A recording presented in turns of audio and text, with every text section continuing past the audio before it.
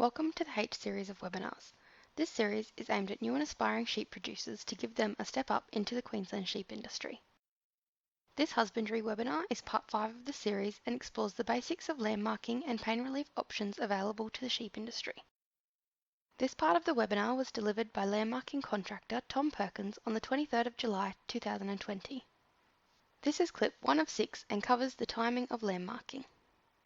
So just a quick one. The presentation will be mainly focused on merinos.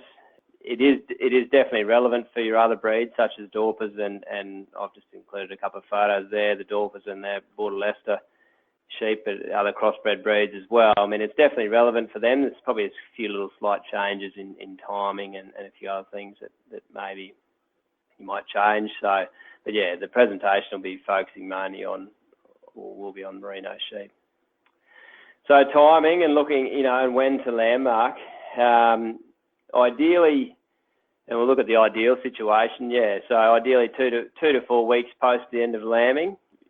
Everyone will, you've written down your joining period and work out when your lambs will start and finish. And then ideally you'd look to, do that lamb marking sort of within that first month post the end of lambing. The industry standard says 10 kilos live weight as a minimum. Is a little bit difficult to determine that weight if you're riding around the paddock sort of looking at them, but I guess as you get more experienced and perhaps you might weigh the odd one when you're lamb marking, you'll get a good idea on their weight, and that can also help you in determining when to lamb mark. In terms of what will affect this, I guess season's probably your main one. I mean, if things are tough, it's definitely worth maybe waiting a little bit longer for those lambs to get a little bit older and a bit stronger to handle the procedure. There's no doubt about that. In the last few years, definitely people would have had experience with that.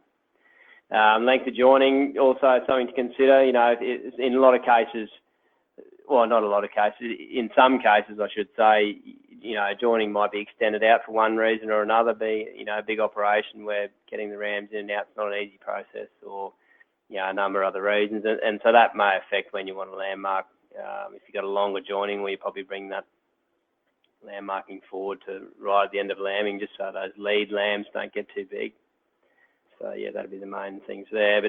And then in this area, just a quick point there, aim to mark in the early mornings to avoid the heat. In this area in southwest Queensland, most people lamb, in springtime, so you're sort of lamb marking late spring, early summer, which in this area can be, days can be up over 40 degrees. So it's it's pretty prudent to mark early in the mornings and avoid that heat. Less stress on your stock, less stress on your men, and just that definitely is important.